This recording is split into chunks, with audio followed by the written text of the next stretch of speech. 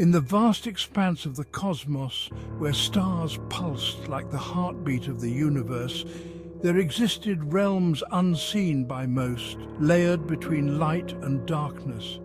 It was in these in-between spaces, where shadows flickered and reality seemed to bend, that Arkayon, the leader of the Dogs of Darkness, found his strength. From the moment he was born from the Axis, Arkayon knew his purpose. He was the embodiment of entropy and decay, tasked with unraveling creation, ensuring that the grand works of the Sons of the Light would never last. Yet as eons passed, and Arkayon watched the Shining Ones weave their brilliant threads of creation, something deep within him stirred. He grew restless, weary of his role as a mere counterbalance. He desired more. The light, with all its splendor, thrived in the universe. The creations of the Sons of the Light, led by the mighty Oberon, leader of the Shining Ones, stood as monuments of beauty, perfection, and eternity. But Arkayon saw their weakness. He saw how they flourished too freely, unchecked. His envy turned into ambition. He would no longer be content with his assigned role. He would take what was never meant for him, the power of creation itself.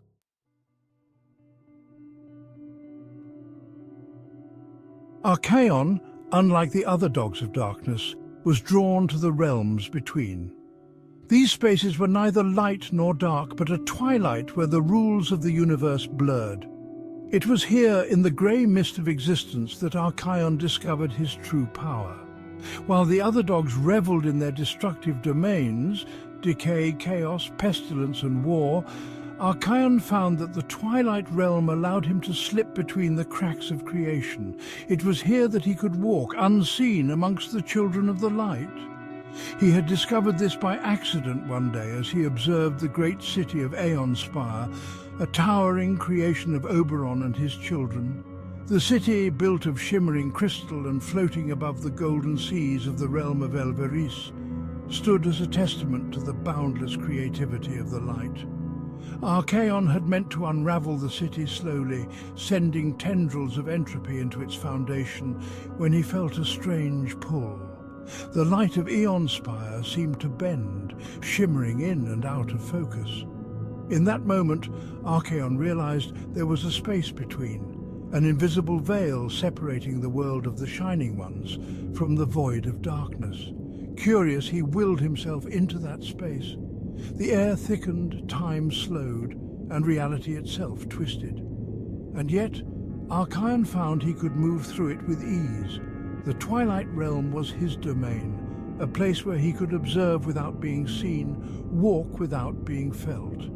He slipped through the streets of Aeonspire, watching the Sons of the Light go about their business, blissfully unaware of his presence.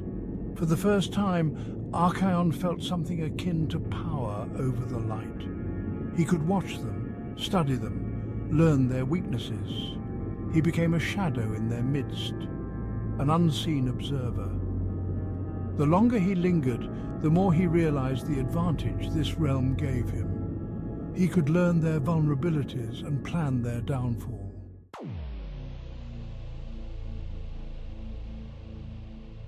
As Arkayon moved through the Twilight Realm, observing the Shining Ones, his hatred for Oberon deepened. Oberon, the radiant leader of the Children of Light, was a being of unmatched beauty and power. His creations were flawless, his leadership unquestioned. It was Oberon who had forged the Pillar of Creation, a towering structure that anchored the realms of light and ensured the stability of the cosmos. As long as the pillar stood, the balance between creation and destruction would remain intact, and the light would always have dominion. Arkayon's envy turned into a consuming fire. He began to visit Aeonspire regularly, learning the habits of the Shining Ones, studying the defenses of the Pillar of Creation. It was during one of these twilight excursions that Arkayon first heard whispers of Oberon's true weakness, a source of power hidden deep within the pillar itself. The whispers spoke of an ancient energy, the very essence of creation which Oberon had hidden within the pillar at the dawn of time.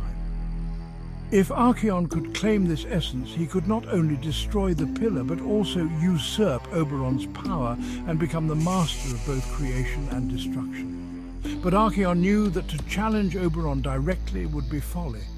Oberon's strength was legendary, and his sons were loyal. No, Arkayon needed to weaken them first, to find a way to sow division and chaos amongst the sons of the light. He needed to make them doubt their leader.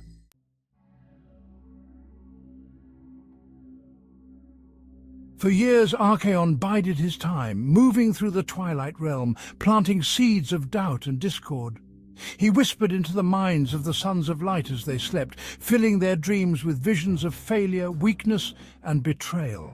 He visited their cities, subtly unraveling their creations, causing small imperfections to appear. Cracks in the walls, fading colors in the skies, glitches in the flow of time. The Sons of Light began to notice, but they could not find the source of these disruptions. As the cracks in their creations grew, so did the cracks in their unity. The sons began to question each other, to blame each other for the growing instability in their realms. Oberon, sensing the unrest, tried to bring his brethren together, but the seeds of doubt had already been planted too deeply. His once united brethren now looked at him with uncertainty, wondering if their leader had lost his strength. Arkayon watched all of this from the Twilight realm, his power growing with each passing day. He had become a master of the in-between, able to slip between realms and manipulate the light without ever being seen. He was closer than ever to his goal. But there was one final piece of his plan that needed to fall into place: the destruction of the Pillar of Creation. Arkayon knew that he could not do this alone. He needed the full power of the Dogs of Darkness to bring down the pillar and claim the essence of creation for himself.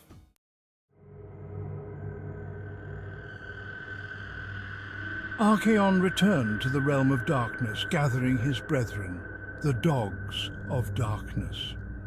Varnak, Keroth, Nargul and the others listened as Arkayon spoke of his plan to overthrow Oberon and claim the essence of creation. He promised them dominion over the universe, a world where darkness reigned supreme and the light would be extinguished forever. Varnak, ever the agent of chaos, was the first to join Arkayon's cause. He relished the idea of plunging the universe into disorder. Keroth, who thrived on the erosion of time, was eager to see the eternal creations of the light crumble. Nargul, Zelthor and the others followed, each driven by their own desire for power and destruction. Together they formed a pact, a rebellion that would shake the very foundations of the universe.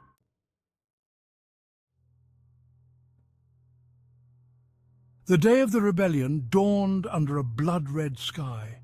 Arkayon and the Dogs of Darkness slipped through the Twilight realm, moving unseen toward the gleaming city of Aeonspire. The city, now weakened by the subtle disruptions Arkayon had sown, stood vulnerable.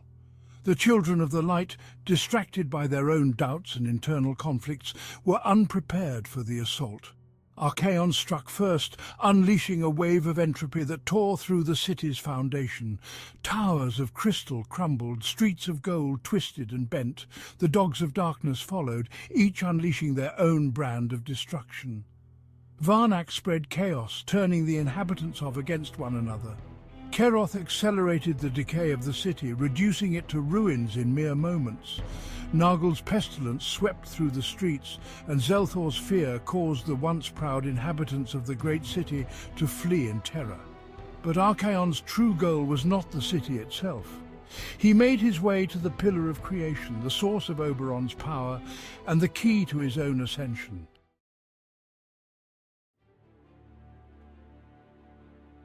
As Arkayon approached the pillar, Oberon appeared, standing before it like a beacon of light in the midst of chaos. His radiance was blinding, his presence overwhelming, but Arkayon did not falter. He had come too far to turn back now. "Oberon," Arkayon called, his voice echoing through the Twilight realm, "your reign ends today."